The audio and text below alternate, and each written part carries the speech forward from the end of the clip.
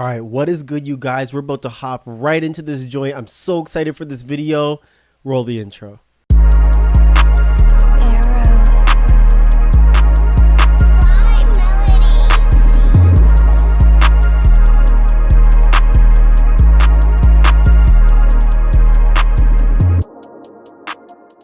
So today, you already know we're going to talk a lot about the Galactic Federation and what it actually is. Now, you guys have heard about the Galactic Federation a lot from other areas, or maybe you work for the Galactic Federation, which we'll talk about in another video, okay? But in this one, we're going to focus about what the Galactic Federation is. And because disclosure is so close, and the understanding of what this all is getting so close and more clear every day, we need to talk about what the Galactic Federation is. I do like to start out with this LinkedIn profile here, and I love what it says. The Galactic Federation is an alliance of extraterrestrial civilizations within the Milky Way galaxy. News of this intergalactic council has revealed to, or was revealed to, a few well-known people in their countries. We're going into that in a second. A former Israeli space chief claims humans have been in contact with extraterrestrials from a galactic federation. Now, the aliens asked not to reveal their presence to humanity because they aren't ready to process this information. He said there is an agreement between the US government and the aliens who signed a contract with the US Space Force to do experiments. Okay? Now, first, before we go deeper, what are these experiments? Now, I want you to understand that Earth, we're going to go into more of this within the clips I'm about to show you guys. But first, understand this. Earth is a library planet. Earth is a planet in which you could do anything upon it. And people, and why it's called a library planet is because this is a planet that you could put your DNA here and let it grow, and it could like store your DNA, or you could do experiments here. Like the time of the dinosaurs was just the reptilians' time on the planet when they were doing their experiments heavily on Earth. And then it got wiped clean. Random ass comet comes out of nowhere and wipes out 99% of life.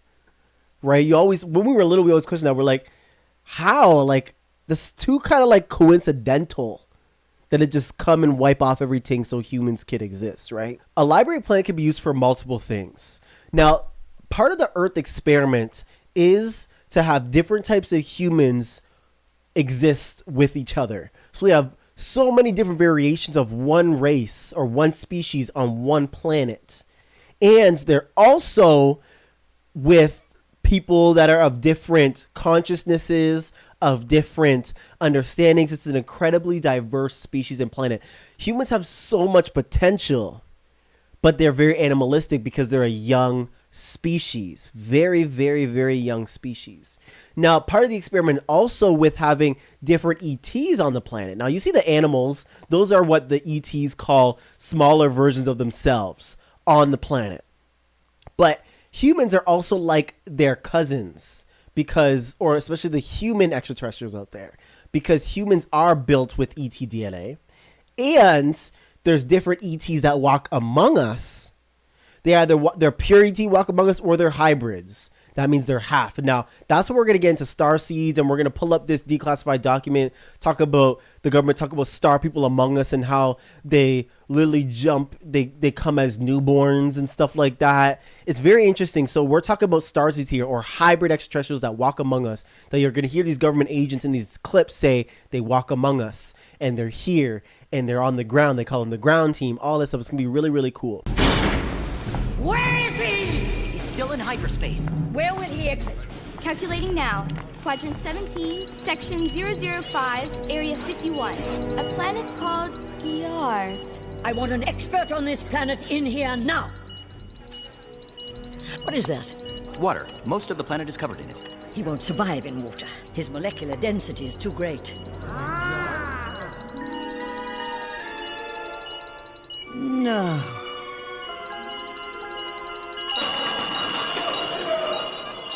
Of course. How much time do we have? We have projected his landing at 3 hours, 42 minutes. Oh, we have to gas the planet. Hold it! Hold everything! Earth is a protected wildlife reserve? Yeah, we've been using it to rebuild the mosquito population, which, need I remind you, is an endangered species. Am I to assume you are the expert? Oh, I don't know about expert. Agent Blakely at your service. Can we not simply destroy the island? No! Crazy head? The mosquito's food of choice, primitive humanoid life forms have colonies all over that planet. Are they intelligent? No, but they're very delicate. In fact, every time an asteroid strikes their planet, they have to begin life all over.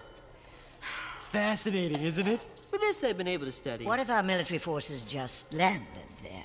Well, that'd be a bad idea. These are extremely simple creatures, miss. Landing there would create mass mayhem and planet-wide panic. A quiet capture would require an understanding of 626 that we do not possess. Who, then, Mr. Pleatley, would you send for his extraction? Does he have a brother?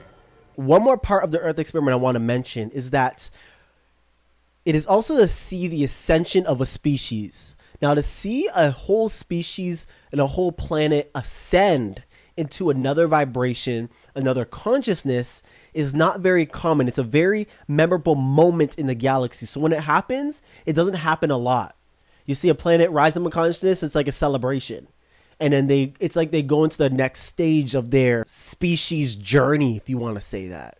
So it's a lot going on to allow the Earth experiment to continue, allow humans to do their thing just a little longer before they reveal themselves within 3 years. 2027 is when the Galactic Federation gave humans the deadline. That was a deadline they gave humans to expose the truth themselves, because the Earth experiment has still to go on a little bit longer. There's still some work that has to be done before full disclosure, but disclosure is already happening now. It's already happening now. Whenever you're watching this video, whether it's recently or later, disclosure is happening now, and you know this is happening right now. The Galactic Federation of Light is here to help us raise our consciousness and fight against the forces of darkness.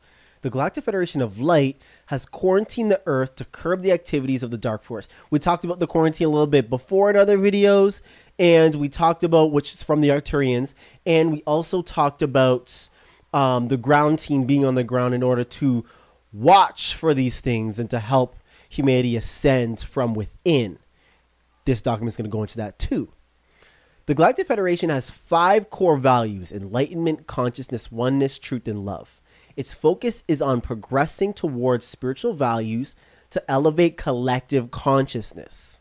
The Federation is helping planet Earth and humanity during our Great Awakening. Now, stuff like this, the Galactic Federation has been helping all planets throughout the galaxy.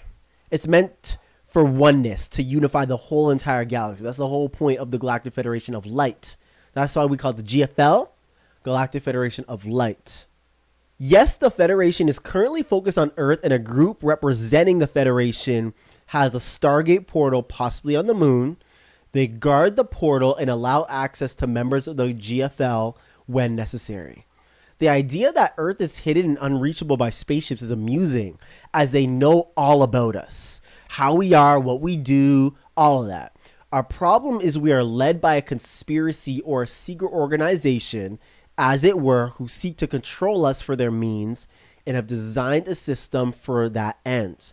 There's a spiritual battle taking place right now, and people are unaware of it. To understand the GFL and its purpose, start with a basic premise about the nature of life and love. The love within a family is similar to that within the family of souls.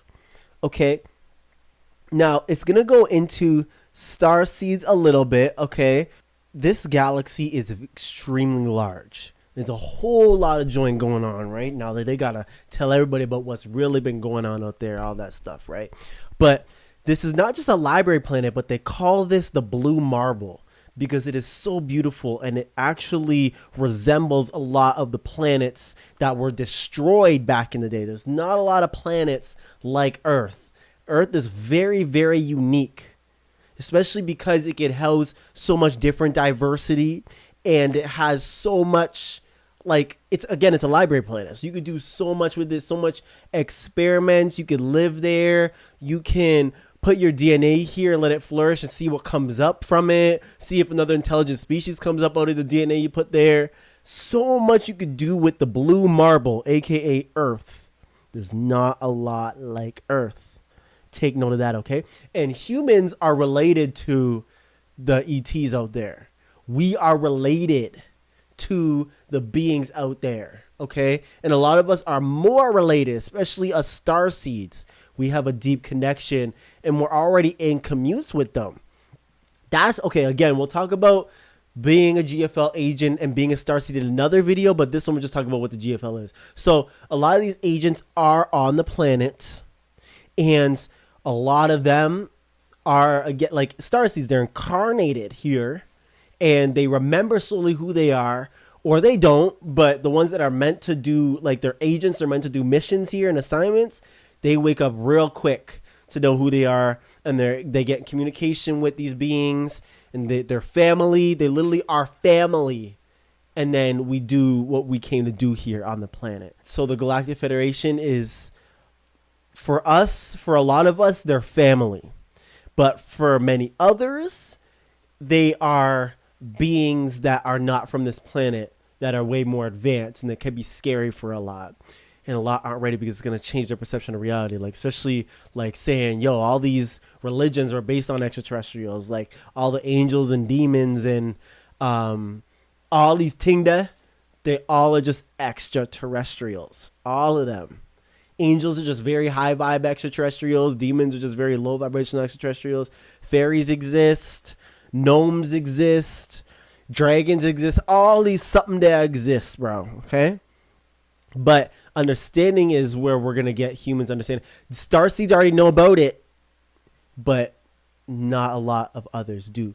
Let's go back to the LinkedIn article and let's read a little bit about the Our Family and spiritual consciousness. The members from the galaxy have evolved physical life in higher dimensions and frequencies. They know that what is outside you is also inside you, emanating from the same source, which is what many people call God, universe, source, whatever you want to call it. Know the Galactic Federation of Light is not separate from you. The members originate from different locations in the universe, share the same essence of the divine oneness that joins us together. It's best to think of them as representatives of various planets and constellations throughout the galaxy, and as representatives of the oneness in us. They recognize this unity, while most of us in lower frequencies do not. When you view the Galactic Federation of Light as the oneness of all, it positively opens our emotions. Don't fixate on the word galactic, which has an unknown meaning for most people.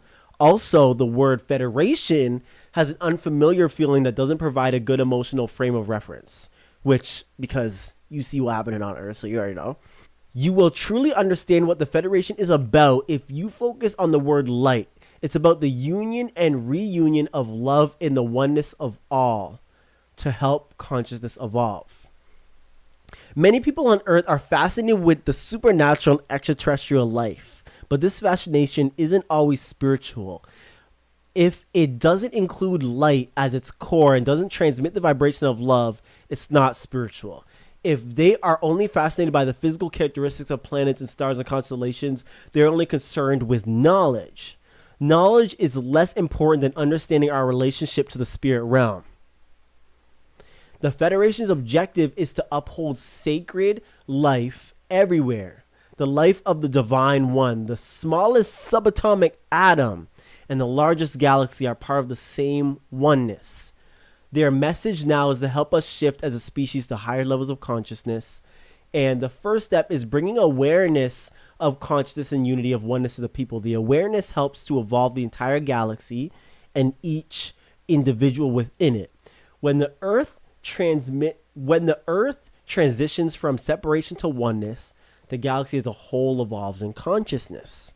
The great moment of awakening will bring the inhabitants of each planet, star, and system together into the oneness that we are. The whole focus of the Galactic Federation is consciousness of everything, for everything to evolve, become more one. Okay, so this is a divine Galactic Federation. It's like they're of service to the universe. They're of service to, for people that are religious, they're of service to God. They are beings connected to God and have ascended to become angels and high vibrational beings, and are now here to observe the rest of the galaxy and help the rest of the galaxy return to oneness. The Galactic Federation of Light is bringing its message to the public rather than a selective few. However, some people always want to resist everything they don't understand. They have other motives or can't grasp the higher vibration within the message. Yet at the same time, if they allow for the possibility, they would promote the greater awakening of humanity to its true purpose. Although the Galactic Federation of Light is here to help humanity during the ascension into the fifth dimension, which is the soul level, 3D physical, in human definition, 3D physical, 4D astral or spirit realm, and 5D the soul level. Okay, understand that. They are generally not allowed to interfere with the free will of those on Earth. So the plan is to awaken humanity from within and then from without. And this is where it gets good. Thus, many developed souls from the Galactic Federation of Light have come to Earth in recent years to heal people, bring light to the planet, provide information to the mass consciousness, etc. It's a wonderful feeling to know that we have family members in the galaxy helping us in our journey of evolution. Some of our family members in the GFL are the Arcturians, Anunnaki, Sumerians, Pleiadians, for an example.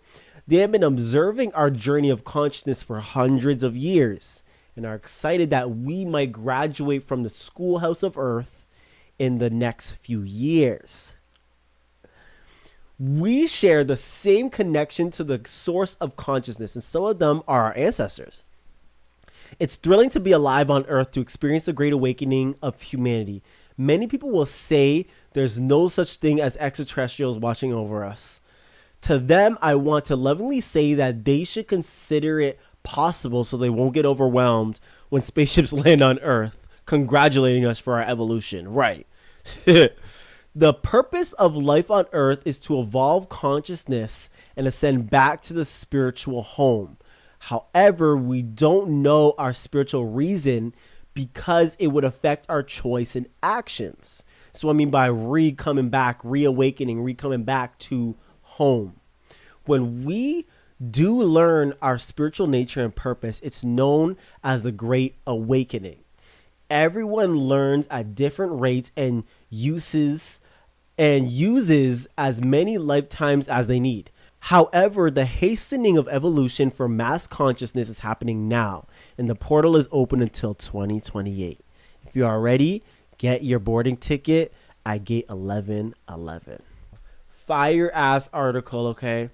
And for those Galactic Federation agents that are part of the ground team working on the ground right now, and you're watching this video, shout out to you, okay? All the star seeds / hybrids / E.Ts among us / Nephilim, if you want to say, you are the ground team, and I want to thank you for doing what you do, because we're getting closer to the time when our star family is going to come down. We just have a little more work to do, okay? What's our next article? Oh, it was this thing there. Let me go into this one declassified CIA document and let's talk about what's up, okay? So we're not going to go deep into it. If you want it, if you want this, you can pause the video and read into it a little bit. Or you could just look this up on the CIA library. So why I bring this up is because this article talks about, they call them star couple. Now, they're basically saying star seed. The L Legion couple said that they are from a planet circling star M42 of the Orion constellation. Meanwhile, at this moment, they're living in Scottsdale. The L Legion say they have an important mission on Earth. They need to tell all mankind that we are not alone in the universe, and they said that they must tell us because the governments of the world will not. All the governments, which are really controlled by all the large industries, have been misleading mankind with rhetoric of war as a way of controlling the masses. This is similar to a tactic explained in George Orwell's book 1984. In fact, the book was more fact than fiction, Michael says. It was a blueprint for the governments to follow to control the world. On the top, they all work in cahoots. And it says down here why they would fight each other, plot against each other, they don't know. But it makes sense because the levels are all different, bro. So you have the top person, the ones at the top controlling everything, but then you have the different layers. So they purposely keep it so whatever's happening on this layer, you don't know what's happening on the higher layer. So the governments are fighting each other, doing all that, but at the top, they really all work together, right? But the ones that are fighting each other are aware of that. They're like, we're doing what we should, right? They're kept like that on purpose. Now we're here. The reason for the cover-up is because the governments want to keep the power they have. He said the government doesn't want us to believe in star people. The government calls them aliens, but that term has a negative connotation, which the L Legions prefer to call them space brothers and sisters or star people. Still, 300 million star people have come to Earth in the past 40 years incognito as human newborns and are awaiting the day where there will be open landings, and the open landings could occur next year, they said, which obviously didn't happen because humans weren't ready and aren't ready, but it's going to happen in 2027. The reason the star people are here is to protect Earth from nuclear holocaust, Aurora said. When asked why the star people do not land sooner, they said they do not want to be locked up by the military. They showed me a New York Times article that said NASA has a plan to quarantine any space visitors that may land. The policy is an extension of the agency's policy to quarantine astronauts after moon missions for fear of contracting an alien virus lethal to human life. Very interesting.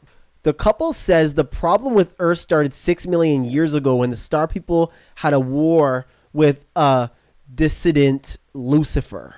After the war, Lucifer set up base on Earth with his followers. Before Lucifer, the universe had been orderly, but now there is an imbalance. So when they say Lucifer, of course, they're putting it in religious forms, but Lucifer, they're talking about the dark force, or they're talking about the dark alliance, like the LinkedIn article called it, or what we like to call the Archons, or the Dark Empire, which is essentially made up of the dark reptilians, the dark grays, and dark insectoids that are all grouped together. So it's really the opposite of the Galactic Federation. Many of the 300 million star people do not know who they are, but they will when the landings occur to take them off the planet. Eventually, everyone will be removed from the planet, Exodus, and the planet will be cleansed. The cleansing will involve a 4-degree shift on the Earth's axis, which scientifically has to happen, is going to happen soon, of the Earth's axis, meaning changes in the land masses once cleansed. The Earth will be repopulated by the star people, and any humans that have reached a high level of karma will stay on the planet. The remaining folks will be destined to live on another planet to evolve further. Mother Earth will go from one of the lowest places in the universe to the highest, Aurora said. Earth will become the paradise it was destined to be. This is a certified one, approved for release by the CIA in 2010. All right. What it is saying is it's talking about star seeds and the souls incarnated here on their mission. Some are awakened and know who they are. Some don't, and some aren't going to know until the landings happen. Talked about the government's working all together at the top, and it talked about partly why the landings weren't happening then, because they're going to get quarantined, and humans aren't ready at that time. There was a pattern. There was a journey laid out for how Earth was supposed to go. This moment for contact has been waited for thousands of years to have this, and it's happening. It's going to happen real damn soon. We're in preparation for it to happen in 2027, which is the deadline. Okay, which is why you see now they're talking about aliens. Everywhere you go, they're talking about aliens, or the alien pictures put up, or alien movies. All these things that are being put out on purpose to warm people up. We are about to watch this interview now with Colonel Karl Nell. This guy worked in the military. He's essentially an insider within the government, and there's a lot more. You're about to see his title, and he's about to tell you everything that he has done and been through and seen and experienced. And he's about to tell you more about the zero doubt of non-human intelligence. Be here. It's a fantastic event, and I'm glad to see a large bunch of folks that stuck it out to the end for this talk. So I was fortunate. I had a 4-year ROTC scholarship to Penn. I graduated with a degree in electrical engineering. The Army sent me overseas to do signal corps engineering projects, so I did a lot of strategic comm projects in Europe. I ended up working in Army Space Command. I commanded a satellite ground station, war trace to the Joint Chiefs. I spent some time at Wright-Patterson Air Force Base. The Army ultimately sent me to get a master's in mechanical engineering, a master's in strategic studies, graduate work in computer science. I was on track to stay in, but I decided that I wanted to pursue more of a technical career, and my last assignment was involved with the UAP task force, which maybe is the most apropos for this discussion. And so, Karl, here's the million-dollar question. Do you believe that a higher form of non-human intelligence has visited this planet? Right. So non-human intelligence exists. Non-human intelligence has been interacting with humanity. This interaction is not new, and it's been ongoing. And there are unelected people in the government that are aware of that. And so, Karl, that is quite a bold statement. I'm wondering, and I'm curious, how confident are you that that is true? There's zero doubt. And Karl, what evidence have you seen? What was the moment where you developed this level of conviction? Because what you're saying is extremely consequential and very important. And I know that a lot of people here, even perhaps, may not believe that statement. Right.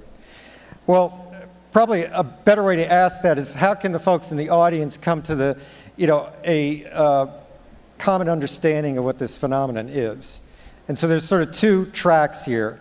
One is from first principles, and another is actually from the data. So let's take a look at the data.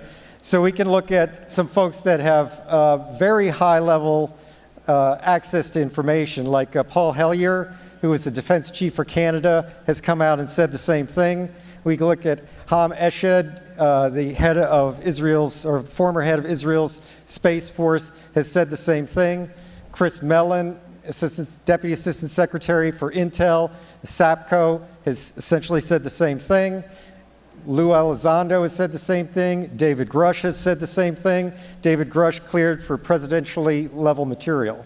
So you're looking at people that are in a position to know this, and they're telling you the same thing. You could take a look at the Gang of Eight in the Senate and in Congress. So there's two members of the Gang of Eight, Marco Rubio and Senator Chuck Schumer, that signed up to the UAP disclosure amendment last year that basically said they're not being told the truth and we need to push forward on that. So that's sort of an overview of some of the data. From a first principles standpoint, what's so unusual about this realization? There's billions of stars in the galaxy. Life here evolved in 500 million years, which is basically a blink of an eye. We've found planets around every star that we've looked at. It's likely that the universe is full of life. If you look at the SETI program in particular, has all the same assumptions that you would accept and probably make with respect to this topic. Yo, if I see one more big-headed boy walk across the screen, dog, like, there's always some big-headed gal that's walking by, and the cameraman's like, and then he has to move the camera. Okay, let's keep watching, bro.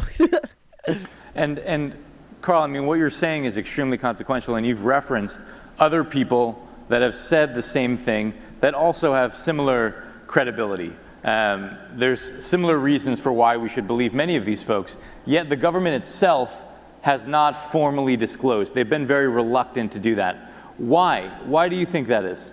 So there's 6 basic reasons, and this, again, you could draw this out from first principles. There's a national security reason. There's the lack of a plan. There's the potential for societal disruption. There's the possibility that there's some non-public agreement. There's the potential for misdeeds and the desire to cover up misdeeds. And there's just the basic organizational intransigence and lack of priority that might be associated with the topic. So all these things are factors. The issue is that really the national security issue subsumes all the others. And so there's an opportunity maybe to contract the national security issue, similarly to what was done with nuclear weapons and nuclear energy, such that nuclear energy is not necessarily classified and is available to the public.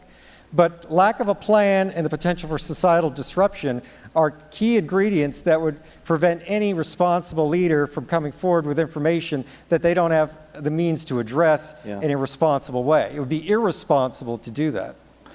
Okay, so what you're saying is that you have absolute conviction that a higher form of non-human intelligence has visited this planet, that there are factions within our own government that know about this, yet we still don't have a plan, and they may represent a security issue.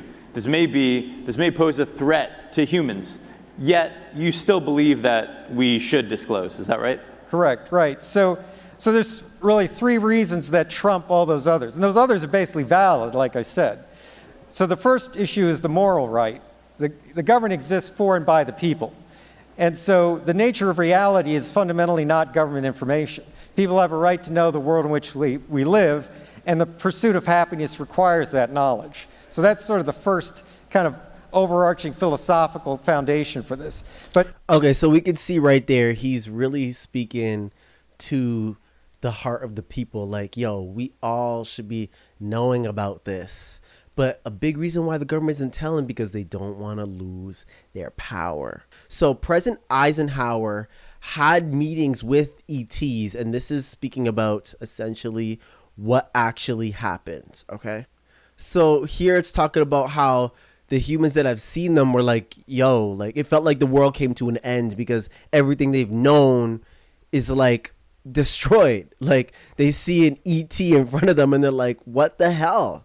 Charles Suggs, whose father, a former Navy commander, was present at the meeting, chronicles the proceedings. Thus, President, along with others, met and spoke with two white-haired Nordic aliens, other named tall white aliens, that had pale blue eyes and colorless lips. The spokesman stood a number of feet away from Ike and would not let him approach any closer. A second Nordic stood on the extended ramp of a biconvex saucer that stood on tripod landing gear on the landing strip.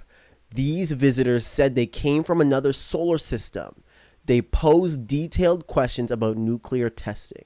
Now, you guys have seen there's always videos about anytime the government's doing nuclear testing that they stop because some UFO basically took down the nuclear weapon. It's like they're shooting it and then this UFO comes and dismantles it and everybody's like, what the hell, right? Like this is real joint that's happening. If you want to understand that more, you could just look that up. But there's UFOs that have been dismantling nuclear weapons and stopping nuclear testing. Physically, the Nordics looked like humans, only they were larger in stature, about 7 to 8 feet tall. They spoke perfect, sweet-sounding English, but with an accent. Their speech was conveyed rather mentally than verbally. There was a telepathic communication. Sala says it's as though you're hearing a person, but they're not speaking. The technology they put on show defied belief. During my 2 days visit, I saw 5 separate and distinct types of aircraft being studied and handled by our Air Force officials, with the assistance and permission of the Etherians, who were aliens demonstrating their ability to become invisible along with mental telepathy. Everyone there was terrified. The ability to disappear, an ability based on pure physics, not magic, and to communicate using thought. Not all history is recorded, not all is known. Hence, we will probably never know the full details of the long day meeting between President and Nordic aliens.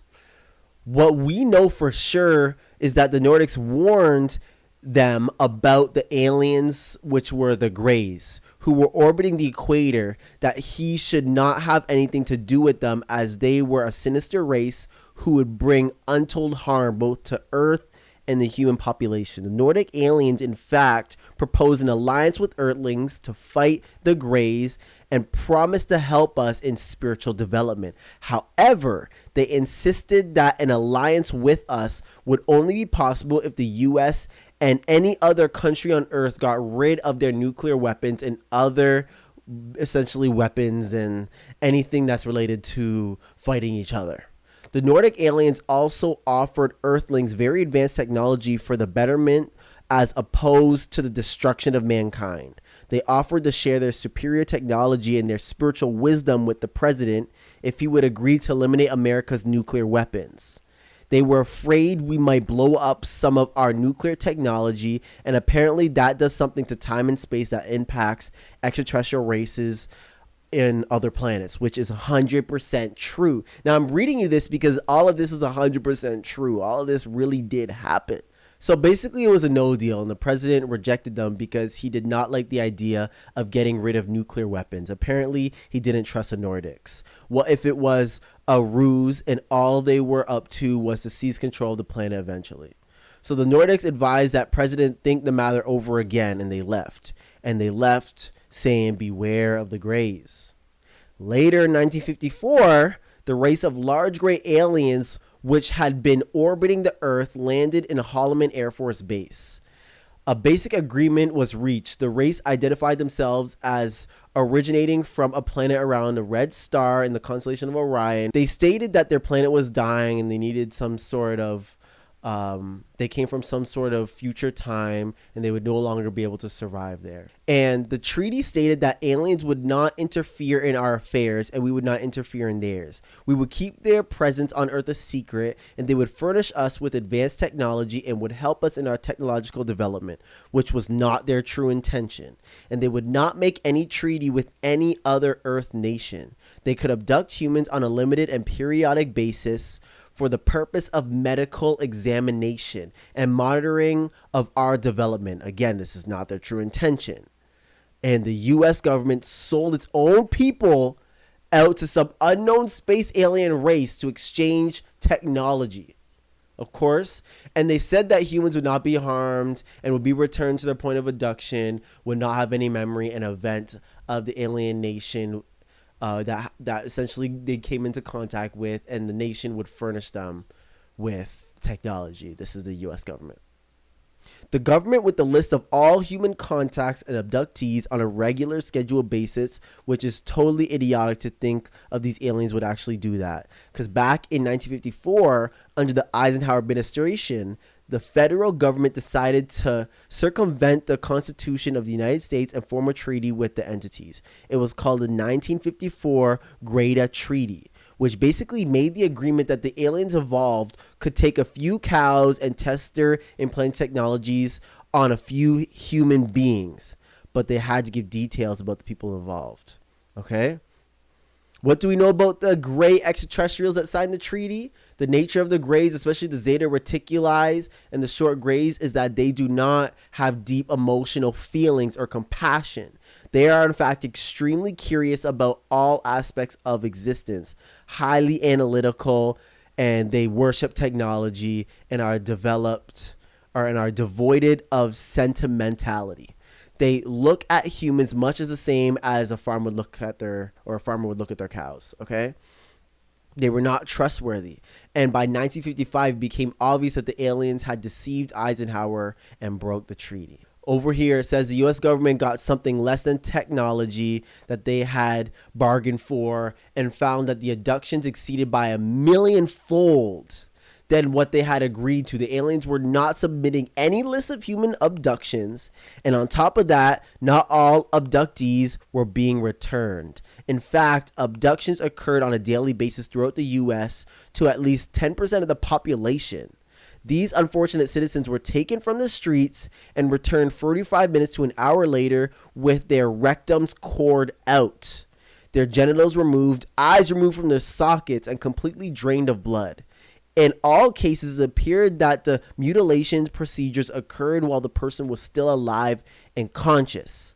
Because, and it says down here, because they had to actually be alive. The Greys were the alien beings that the benevolent humans-looking extraterrestrials had warned us about during the meeting with President Eisenhower. By associating with regressive alien entities such as the Greys, which are thousands of years ahead of us technologically and have no sympathy or regard for human life, and therefore are able to inflict us great harm, the U.S. government with its never-ending greed for power, surrendered its sovereignty of our planet and the freedom of its citizens to these beings who see us as merely lab rats for their use in order to improve the condition of their own race. Now, the treaty that was signed with the Greys was basically a treaty to enslave the Earth human race, signed by the U.S. government. What happened was the GFL said, just be careful of these beings. Because free will, be careful of these beings. We're not going to let you destroy your planet, but be careful of these beings. They sold out its own people for technology.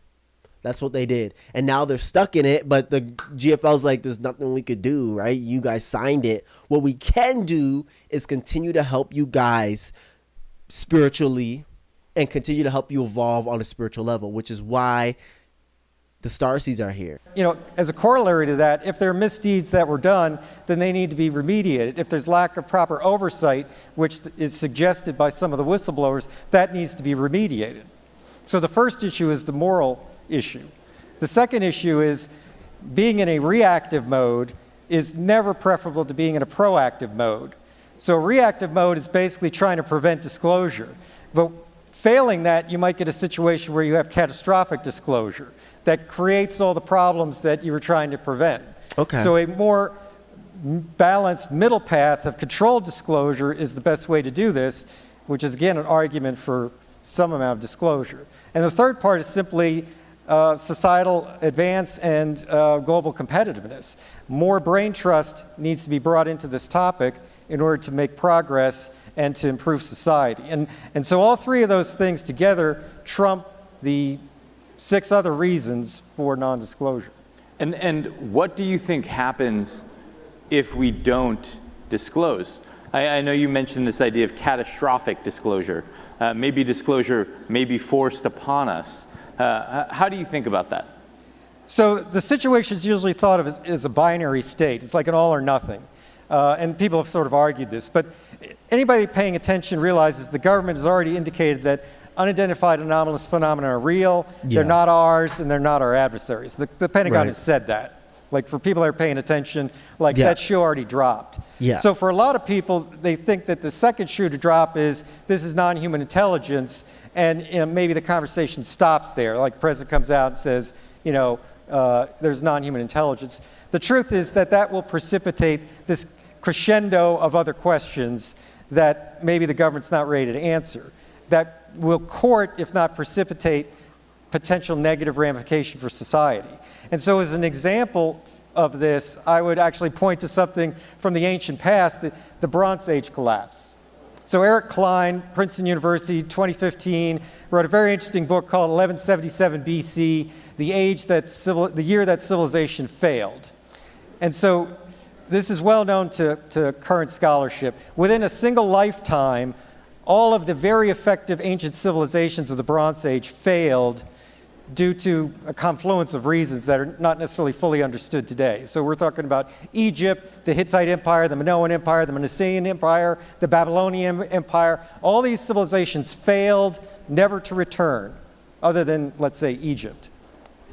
And so these were highly sophisticated civilizations with highly developed infrastructures, highly developed administrative states. They were globalist, in a sense, very similar to today in terms of the known world, the known Near East. They were economically interdependent. They had both diplomatic ties and commerce ties. And yet these civilizations failed in a single lifetime because of stressors that these civilizations collectively could not address within the time frame. And so if we look at our society today, one might argue that it's similarly fractured, similarly under economic stress, similarly under cultural stress as well, you know, fractured and fragile diplomatic situation. It mirrors very much this scenario. And so for a responsible decision maker, that is certainly a factor. So he's saying we need to disclose immediately or else it's going to be problems later. The people need to know or else it's going to result in more problems. But you know why they don't want to tell? They don't want to lose their power, and they don't want everything. So as soon as all of this is out, they're going to lose their power. You guys know this. And they're going to have to admit to all the stuff that they were doing behind the scenes and the things that they knew but never told us. it's gonna release too much about what they're doing, and they don't want to do that, which is why the GFL has already been working on the planet. It's already been here. The GFL agents have already been working, and governments have already been, or let me not say governments, people have already been working with the GFL hugely. This is why the GFL doesn't work with the government specifically. There are some who work within governmental like facilities, ones that do work in the government or with the government. They're always very wary of humans and their like their agenda, what they're doing. They're very weary of the humans that they're speaking to. This is why a lot of GFL beings speak to civilians, or they work only with GFL agents or starseeds that have already been put in play on the planet, and that are either realizing that they are crypto-terrestrials or already know that they're crypto-terrestrials and are doing their work on the planet. That is what is going on right now. Are you implying that perhaps we as a society may not be ready for disclosure? Or are you saying that we may not be able to defend ourselves against this other force? So there's sort of different viewpoints on, whether people are ready to, deal with this phenomenon. And, popular culture is kind of infused with this stuff. Roswell became a meme a long time ago. We got programs on ancient aliens, Skinwalker Ranch, all this stuff.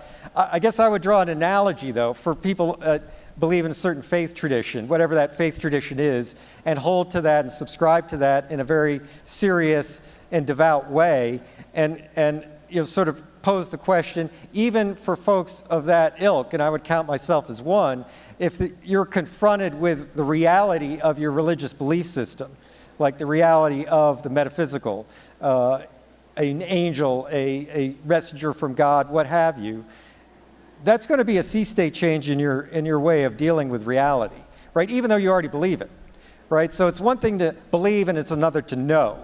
And I think in this context, this phenomena has the potential for an analogous effect both on the individual and on society. Ooh, religion's going to have it the hardest, because religious people are going to be saying, damn, so all this time, religion was being used against us to enslave us. And all this time, these stories that were being told are true. They did happen, but they were extraterrestrial based. These demons, these angels, all these things are just extraterrestrials, but they've been put in a way, and the story's been put in play in a way so that you stay trapped, that you think all aliens are demons, that you don't astral travel, that you don't use crystals and work with energy, that you don't do any sort of energetic work or use psychic abilities, any sort of divination where you connect with the divine energy of the universe. They don't want you doing these things because they can't have control over you. And then you're going to realize that all this joy about non-human intelligence is real. That's going to be a big moment. But do you think that the phenomena, this non-human form of intelligence, represents a threat to humanity? So this is a good question too, and some of the other folks have sort of framed things in that light. And I guess I would suggest that if the universe is governed by conservation laws, and it's probably reasonable to assume the laws of nature that we understand apply everywhere. We may have incomplete understanding, undoubtedly we do, of these laws, but they're sort of homogeneous and they apply throughout the universe. And so those laws are governed by conservation rules. There's conserved quantities. And so this reality really forces a Darwinian type competition in order to survive. And so it's reasonable to assume any other civilization that's evolved has come up through the same Darwinian evolutionary process. So I think it's naive to expect complete altruism until and unless you get to a state of post-scarcity, where you essentially have no physical needs that we're kind of encumbered with in this universe. And so in some sense, it's the economics of the future that are going to determine whether there's cooperation, competition, or some kind of symbiosis. Yeah. And inform the intention. But to assume either malintent or complete altruism, I think, is somewhat naive. Yeah.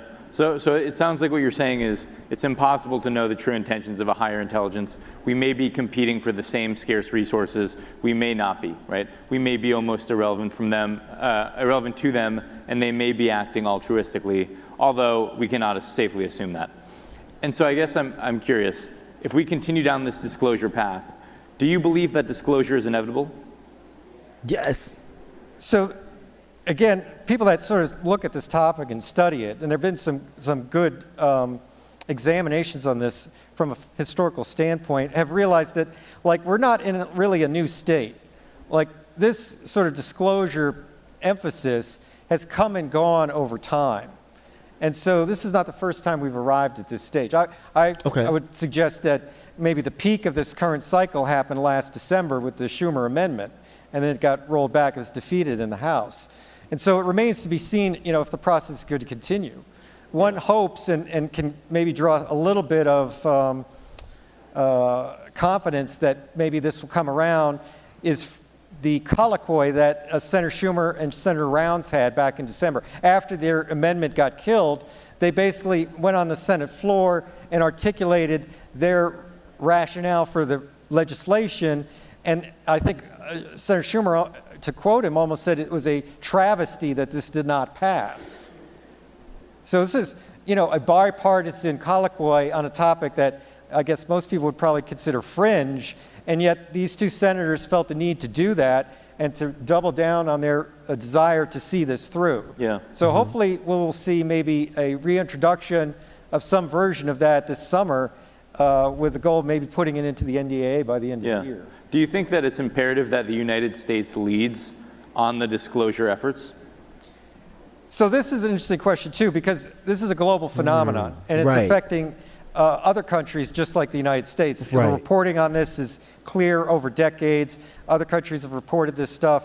And not only that, the Vatican has come out and made statements that reference or tangentially reference this topic. So organized religion has a say in this topic as well. So it's really a whole of planet, whole of humanity problem. And so the U.S. has got its role to play, but these other countries have their role to play, and it would behoove us to recognize that U.S. action could be preempted by another party, and it would be probably more conducive to work collectively. Yeah, I think the one thing that I don't fully understand that I'd love to get your thoughts on, Karl, if we assume that a higher form of non-human intelligence has been visiting this planet, if we assume that some of the statements made by folks like Dave Grush are true, that we have crash materials, and if we assume that those craft that we may have exhibit characteristics that defy our current understanding of physics, it would seem that that technology would provide an incredible strategic advantage to whatever nation ends up reverse engineering it first. And so, to me, that would imply that there is a race happening to reverse engineer this, and that this topic would be a top priority. Point. Do you agree with that? So I think some of what you say is a reasonable conclusion to be drawn, and I've suggested something similar in past statements. The point here, though, is to go from a pre-disclosure to a post-disclosure world, maybe two stable states that are separated by an unstable middle ground. And so how you make that transition, again, bespeaks to the concern about this catastrophic disclosure. And this has come up in sort of arms regulation too. Mutually assured destruction, however much we don't like it, is sort of a stable kind of geostrategic regime. The Reagan era defense shield idea is also a very stable scenario, but to go from one to the other is very unstable. Yeah. And so this topic sort of mirrors that. Harvard came out, this was recently at this moment in time, Harvard came out claiming that aliens could be living right here and among us. Now, I won't read the whole thing. I'll put it here for you guys. You guys could read it on your own. But check this out. The fascinating, albeit eyebrow-raising report speculates the sightings of UAPs may reflect activities of intelligent beings concealed in stealth here on Earth, underground, and or it's near environs, so essentially like the moon, if I said that right, and or even walking among us, passing as humans. And whilst its authors acknowledge that the idea of hidden in plain sight or crypto-terrestrials is likely to be regarded skeptically by most scientists, they argue that this theory deserves genuine consideration. Okay, and it goes deeper into it, but let's skip right down to what the crypto-terrestrials is and stuff like that. Like, even look right here. Former Apollo astronaut Edgar Mitchell is on record saying in 2008, yes, there have been E.T. visitations and there have been crashed craft and bodies recovered. We are not alone in the universe, and they've been coming here for a very long time. Again, another person, they've been saying this over and over, that they've been coming here for a long ass time. So right here is what the definition of a starseed is. Extraterrestrial aliens or our intertemporal descendants who arrived on Earth from elsewhere in the cosmos or from the human future, respectively, and concealed themselves in stealth. Now, there's also magical crypto-terrestrials, which are beings like fairies, elves, and nymphs. They're saying here, yo, this joint is real. So when we're talking about extraterrestrials, this is where we get into the layers of reality. We get into the densities, like the first density, physical, and we're going all the way to 5D, which is soul, and you're going more. These are different layers of reality. We're talking about different beings. We're talking about the astral realm, the spirit realm. This stuff is real, is what they're trying to tell us here. And that they're studying it and beginning to understand it. They know. They just want to tell us in a way that opens people up. It's slow. They're way up here, but they have us here. Just like how they release the iPhone 6, but they're way iPhones ahead, as they always say. They're like, yeah, we're way ahead. We're just releasing these ones. They're releasing what is behind. So what we have right now, they're like 20 years ahead. Same thing with this information and all this information. I just need to really emphasize this to everybody out there so you understand what I'm telling you. I'm not saying I believe what I'm about to tell you, okay? I need to see more evidence. I'm not saying I don't believe it, right? But I don't just believe something because someone told me that. I need to see supporting evidence. I need to hear testimony. I need a lot more. What's taken me as long as it has with all the other cases that I investigate. I don't just like believe a case. Okay, so Robert Bigelow said to me, they're walking among us. I said, what do you mean they're walking among us? I said, they're walking among us. They live right here, kind of thing. So again, I'm looking at him going, I need to see, I'd like to see some proof of that. Hope you guys enjoyed the video. We're definitely going to talk more about the Galactic Federation. This was a good introduction and overview, little documentary you could say about the Galactic Federation, what they are and who they are and all that. And you watching, most likely you are one of these star people among the humans, and you've probably already known it. If you are one, you've already known it, like in your spirit, or you've been known. You're like, yeah, like I've been known where I'm actually from and all that. Or you're like, I have no idea. I just know I'm one of them and I just don't know what to do next and all of that. Keep your spiritual awakening and process, because that's how we connect with our star people right now, because it has to be remote. It's going to be like that all the time. But until first contact, it's going to be like that, because once they land, we're going to be like, yo, what's good, guys? And we're dabbing them up. Everyone's going to be like, yo, you know them? And you're like, yeah, these are literally my family. Like, I'm literally one of them. Right? So this is going to happen. And I'm excited for it to happen, as I know you guys are. Keep doing your assignments. Keep doing your missions. Keep doing your awakening. Keep getting more powerful and strong, because we're getting closer and we need you. We need you. Love you guys so much. Catch you in the next one.